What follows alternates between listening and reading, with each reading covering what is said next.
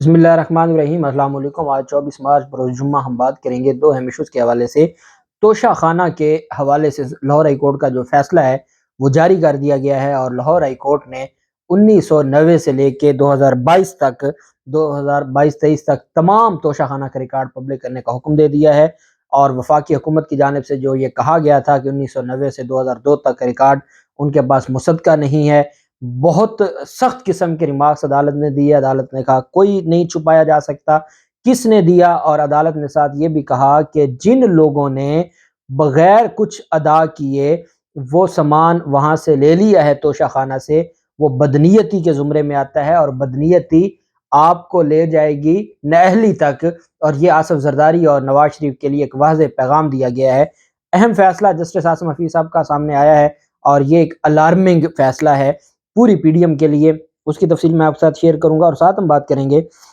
Sindh high court نے chief secretary Sindh کے خلاف جو فیصلہ دیا ہے اس کی تفصیل بھی میں آپ کے ساتھ شیئر کروں گا۔ پہلے میں آپ کو بتاتا چلوں کہ ناصر بٹ کا جو کردار ہے، یہ نہ صرف ارشد شریف قتل کیس کے حوالے سے جو لندن میں پریس کانفرنس کی گئی تھی اور جو کچھ کہا گیا تھا اس میں ناصر بٹ کا جو کردار ہے اور جو ویڈیوز سامنے آئی تھیں، پھر اس کے بعد ناصر بٹ وہ کردار ہے جو جج ارشد ملک کیس میں ارشد ملک کو بلیک میل کرنے والا، جس نے ملتان میں جب ارشد ملک بطور جج تھے اس وقت کی ویڈیو تھی 2002 کی، جس کو بعد میں ارشد ملک کو بلیک میل کیا گیا، اور جس بنیاد پر پھر نواز شریف وغیرہ کے خلاف جو ریفرنس تھا اس کو خارج کیا گیا، اور ریفرنس میں ان کو بری کیا گیا تھا۔ ایک ریفرنس میں ان کو سزا دی گئی اور دوسرے ریفرنس میں ان کو بری کر دیا گیا جو فلیگ شپ ریفرنس تھا۔ تو وہ پھر سارا معاملہ آپ جانتے ہیں کہ جج ارشد ملک گئے عمرہ کرنے کے لیے، وہاں پر ان کی نواز شریف کے بیٹے سے ملاقات ہوئی۔ اس کیس میں جو بیان حلفی دیا تھا جج ارشد ملک نے، اس میں ناصر بٹ کے اوپر الزام تھا۔ ناصر بٹ اس کیس میں اشتہاری تھا، ایف آئی اے کا وہ مقدمہ تھا اور اس میں اشتہاری تھا، اور ناصر بٹ تب کا لندن چلا گیا، اور لندن میں وہ پھر نواز شریف کا رائٹ ہینڈ بن گیا، اور وہاں سے وہ کاروائیاں کرتا تھا، یا وہ وہاں سے بیٹھ کر جو نواز شریف کے احکامات پر عمل درآمد، نواز شریف اور مریم نواز کے احکامات پر عمل درآمد کرتا تھا۔ ان کے خلاف ایک مقدمہ تھا 1996 کا۔ یہ جو 3 قتل تھے اکتوبر 1996 میں، تہرے قتل کا یہ کیس تھا، 3 لوگوں کا قتل کا الزام تھا ناصر بٹ پر۔ اس میں جو ان کی درخواست قبل از گرفتاری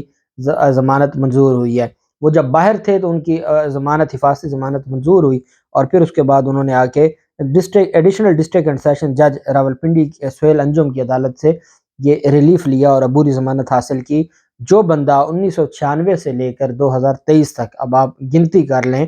کہ کہاں یہ 23 اور 6 29 سال کو اشتہاری رہا ہو، اور اس کو پہلے حفاظتی ضمانت مل جاتی ہے جب وہ لندن میں ہوتا ہے، اور جب وہ پاکستان آتا ہے تو 29 سال اشتہاری رہنے والا تہرے قتل کیس میں اس کو عبوری ضمانت مل جاتی ہے، اور عمران خان کو ایک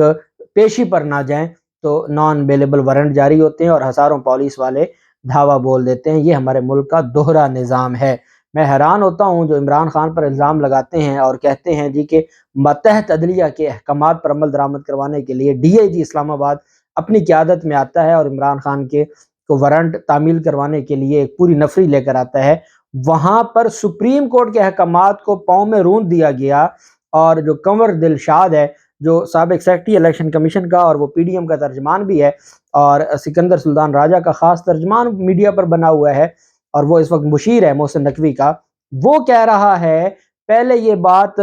سکندر سلطان راجہ کے حوالے سے جو وکلا تھے الیکشن کمیشن کے، انہوں نے کہا کہ جو مختلف لیگل ایڈوائزرز ہیں انہوں نے سکندر سلطان راجہ کو یہ کہا ہے کہ آپ سپریم کورٹ کو جواب دے نہیں ہیں۔ اب کنور دلشاد یہ کہہ رہا ہے کہ چیف جسٹس عمر رضا بندیال صاحب یا supreme court chief election commissioner یا الیکشن کمیشن کے خلاف کوئی کارروائی نہیں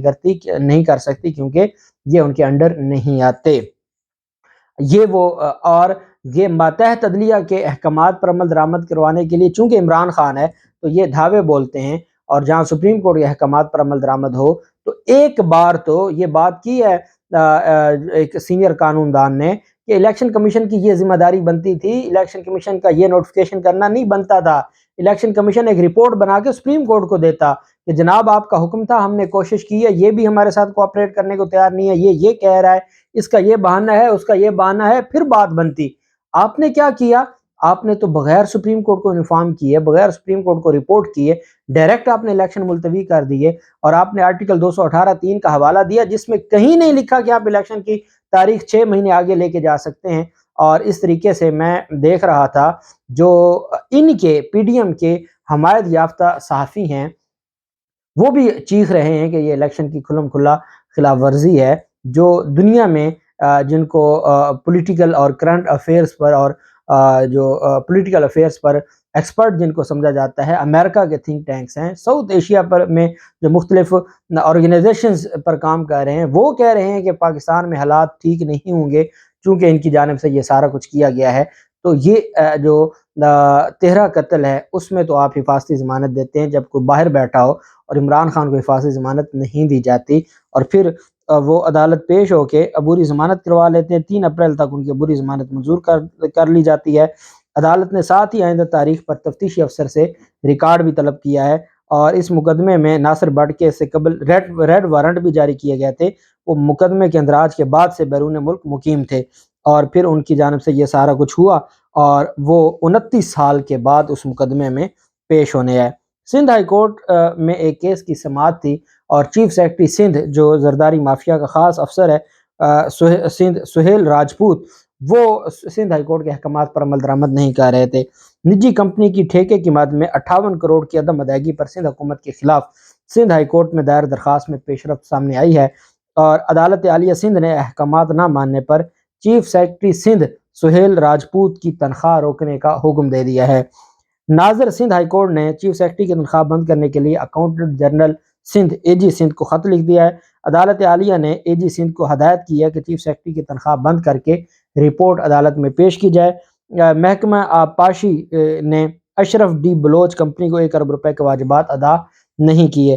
پرائیویٹ کمپنی نے واجبات کی عدم ادائیگی پر سندھ ہائی کورٹ میں درخواست دائر کی تھی، جس پر عدالت عالیہ سندھ نے محکمہ آبپاشی سے رپورٹ طلب کی اور انہیں واجبات ادا کرنے کا حکم دیا تھا، اور چیف سیکرٹری کو حکم دیا تھا کہ ان کے واجبات ادا کیے جائیں۔ چیف سیکرٹری نے سندھ ہائی کورٹ کے احکامات کے باوجود واجبات ادا نہ کیے، جس بنیاد پر ان کے خلاف یہ کارروائی کی گئی اور ان کی تنخواہ کو روک دیا گیا ہے، اور یہ کسی بھی سرکاری افسر کے خلاف ایک بڑی کارروائی ہوتی ہے اور ایک بڑی بدنامی کا موجب بنتی ہے ایسی کارروائی جو کی گئی ہے چیف سیکرٹری سندھ کے خلاف۔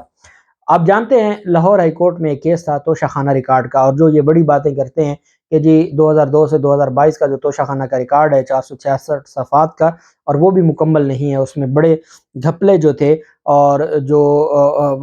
اس طرح کے لوگ ہیں جو فساد پھیلانے والے، ان کے نام نہیں شامل کیے گئے تھے، اور اس میں کئی سیاستدان شامل تھے اور ٹیمپر کیا گیا تھا، اور یہ پاکستان تحریک انصاف کی جانب سے بھی یہ موقف سامنے آیا تھا۔ جسٹس عاصم حفیظ صاحب کی عدالت میں سماعت ہوئی اور کہا یہ گیا تھا کہ جی 2002 سے 2022 تک ہم نے ریکارڈ پبلک کر دیا ہے، 1990 سے 2002 تک۔ اب 1990 سے 2002 سے مراد ہے بے نظیر اور آصف زرداری اور نواز شریف کا جو ٹینیور ہے، یا شہباز شریف تھے، تو اس وقت کا جو توشہ خانہ ہے وہ ریکارڈ نہیں دیا گیا تھا کہ وہ مینول ہے، تصدیق شدہ نہیں ہے۔ عدالت نے کہا تھا کہ جس حالت میں بھی ہے نا وہ عدالت میں پیش کیا جائے، اور ساتھ بیان حلفی دیا جائے توشہ خانہ ڈپارٹمنٹ ہیڈ کی جانب سے کہ ان کے پاس جو اویلیبل ریکارڈ تھا وہ سارے کا سارا عدالت میں پیش کر دیا گیا ہے۔ اب ہوتا یہ ہے کہ لاہور ہائی کورٹ کے جسٹس عاصم حفیظ نے منیر احمد کی جانب سے درخواست جو اظہر صدیق ایڈوکیٹ صاحب کی جانب سے دی گئی تھی تفصیلات پبلک کرنے کے لیے دسمبر 2022 میں دائر درخواست پر 14 مارچ کو حکم دیا تھا کہ 1990 سے 2001 تک کا ریکارڈ پیش کریں۔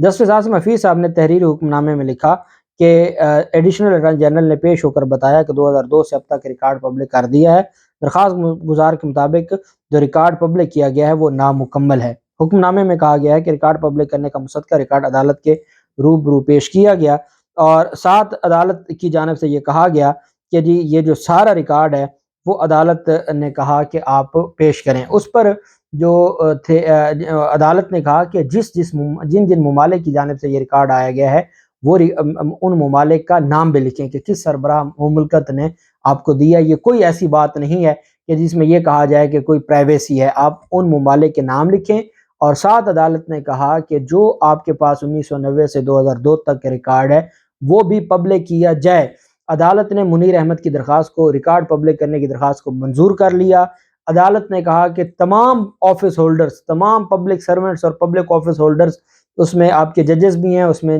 جو سابق جرنیل بھی ہیں، تمام کا تمام ریکارڈ پبلک کیا جائے۔ پہلے آپ نے 2002 سے 2022 تک کا جو کیا اس میں بھی جو نامکمل ہے وہ بھی مکمل کیا جائے، اور 1988 سے 2002 تک کا جو ریکارڈ ہے اس کو بھی مکمل کیا جائے۔ اور عدالت نے کہا کہ اب دیکھنا یہ ہوگا کہ کون کون وہ شخص ہے جس نے بغیر کچھ ادا کیے توشہ خانہ سے وہ چیزیں حاصل کی ہیں جو بدنیتی کے زمرے میں آتی ہیں۔ اور جب بدنیتی آ جائے کسی پبلک آفس ہولڈر کے خلاف اور عدالت ڈکلیئر کر دے کہ وہ شخص بدنیت ہے، بدنیت سے مراد یہ ہے کہ وہ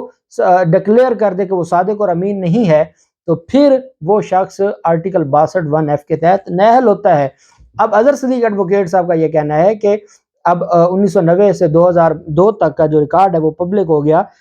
نواز شریف پہلے نااہل ہیں، آصف زرداری بھی نااہل ہوگا، اتنے بڑے گھپلے سامنے آئیں گے، لیکن چونکہ وہ بہت خوف زدہ ہیں اور ان کا جو خوف ہے وہ اب ان کو پریشان کر رہا ہے، تو اس پر جو ہے وہ ان کی جانب سے یہ کہا گیا ہے، جو وکلا ہیں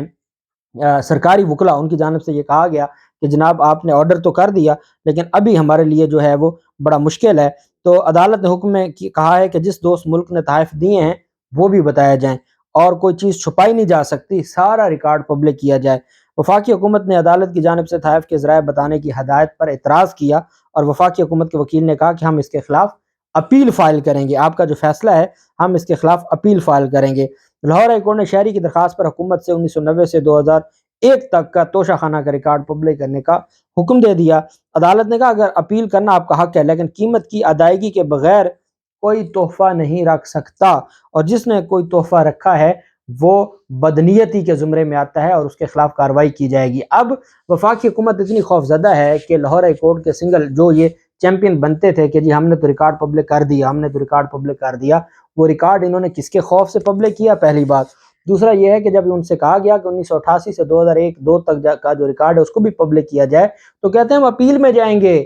وفاقی حکومت کہہ رہی ہے ہم اپیل میں جائیں گے۔ عدالت نے کہا جس نے بغیر کچھ ادا کیے، بغیر رقم ادا کیے جو توشہ خانہ سے لیے ہیں وہ غیر قانونی ہے اور وہ بدنیتی ہے اور اس پر اس کے خلاف کارروائی ہوگی۔ اب دیکھنا یہ ہے کہ یہ اپیل دائر کرتے ہیں، اپیل میں ڈویژن بینچ بنے گا اور ڈویژن بینچ ان کی اپیل کو اڑا دے گا۔ عاصم حفیظ صاحب نے ابھی تحریری جو مکمل فیصلہ ہے وہ جاری نہیں کیا، اور وہ مجھے لگتا ہے کہ کئی صفحات پر مشتمل ہوگا، اور اس میں ان کی جو بدنیتی ہے اور ان کا جو اصل کردار ہے وہ سارے کا سامنے لایا جائے گا۔ عدالت نے فی الحال اتنا کہا ہے کہ شہری منیر احمد کی درخواست کو منظور کیا جاتا ہے، اور جو اس میں مانگا گیا ہے کہ تمام لوگوں کے خلاف تمام ریکارڈ پبلک کیا جائے، اس پریئر کو منظور کر لیا گیا ہے۔ یہ بہت بڑا فیصلہ ہے لاہور ہائی کورٹ کا، اور یہ ایک بڑا خطرے کی گھنٹی ہے شریف اور زرداری خاندان کے لیے۔ اللہ پاک پاکستان کا ناصر ہو۔ بہت شکریہ۔ اللہ حافظ۔ پاکستان زندہ باد۔